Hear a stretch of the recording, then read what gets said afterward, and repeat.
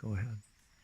Hi, welcome to Patos Suertudos. I'm Kristy, and today I'm going to show you how to start a rocket stove, or this particular rocket stove, which is called a Haiti rocket stove because it's designed by some MIT engineers to work after the hurricane in Haiti on very little wood. And it's also very efficient. It doesn't make much smoke, and puts me in touch with my roots when I start a fire. It's a very calming human thing to do. So first thing I'm going to do is to clear out the ashes from the last fire. And of course we make sure that it's cold before we use plastic. And sweep out the ashes and the coal out of this little tunnel that the air goes through to get up to the fire. Now, we also, I just want to mention that this is valuable for making compost. The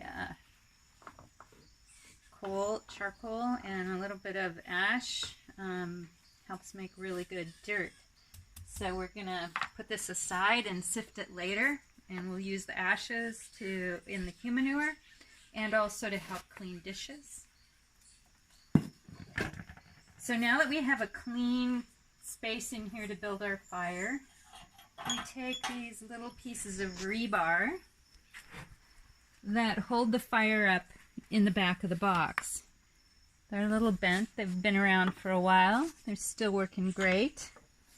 And that keeps, because every fire, you know, needs air, heat, and fuel. This is a little tunnel where the air is going to come through to go into the fire. And let's, can you see that?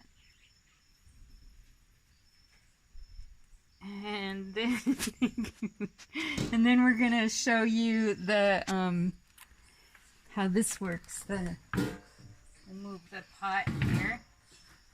And this is the combustion chamber. And very simply made with materials from here on the property. Clay, sand, horse poo, some hay, and a little bit of ash. And we've actually gotten the mix down really well to where this is, this particular stove has been in service for about 2 years, maybe longer, which is a long time. We typically build 3 or 4 at a time, and it's a fun thing to do with a group of people because you get to stomp around in the mud and then use a 5-gallon bucket and a 4-inch piece of PVC pipe to build the combustion chamber, and then bury some rocks inside the clay before it's dried to support the stove with just enough air to allow the smoke and the air to get through and cook whatever it is that you're cooking. So my strategy is to get some dry, like a half a sheet of dry newspaper, and put that in on the bottom nice and loose so the air gets to it. And then my favorite starter is egg carton. It gets nice and hot. So I put a couple of pieces of egg carton inside, and then I keep a little bit aside to actually start the fire. Then here we grow some nice palm leaf it burns very hot, so that helps get the fire going when it's dry. And of course here in Costa Rica we've got lots of biomass, so we always have a lot of fuel. The challenge is keeping fuel dry. And finding dry fuel. So it just so happens that today we have also some dry, it's called saragundi, sticks from a tree that fell down. And so we'll use that to get it started. So I like to get enough of the kindling or next size pieces up ready to go, because it's easy to over or underfeed the fire, and at first it's just real touchy to get it going. But that looks like that should work. And then I have a few pieces ready to go, some from before that are set there. So now I'm going to take the lighter, and this is where we do use fossil fuel, is because it's hard to keep matches dry in the tropics. So I'm going to light our little piece of it's wet. It's kind of humid, but it's getting going. Sometimes when it's really humid, like tonight we're in a cloud, so sometimes it's harder to get the fire going when it's that wet out, but this usually works on the first try. So you can see the fire's starting to take off in there. So I let it get going pretty well before I start adding the next layer.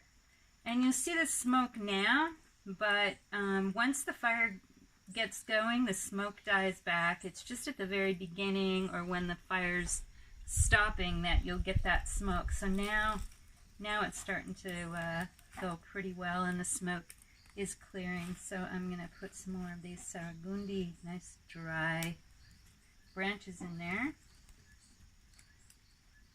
And at first, because we have all that hot fuel in there, it's going to burn pretty quickly, but it'll quickly burn down the parts, these bigger pieces, so the smaller pieces, and so the bigger pieces will be left, and sometimes you're left going, uh-oh, gotta start. So it's kind of touchy at the beginning, but then you just push these little pieces in there and keep feeding it. And so that's how you get it going. And then just carefully keep feeding little pieces of wood in there. What's really nice is that this rocket stove will burn, maybe just in cooking dinner tonight, we might use just a couple of these pieces of wood, and that's it. So it's very, very efficient. And as you can see, there's no smoke, or very little smoke coming off of it now, which is a real benefit for people in Costa Rica and other countries where they do burn a lot and have problems breathing because of the smoke that gets into their lungs, a lot of health problems. And also we burn here in Costa Rica a lot of fossil fuel in the form of natural gas or propane that causes a lot of environmental problems. So this is a really elegant, efficient way to cook dinner, and I love it because it just feels so primal. You know, I love starting a fire to get dinner going. It just feels like a connection all the way back to when we first became humans and started cooking. Thanks for watching, and I hope to see you again soon.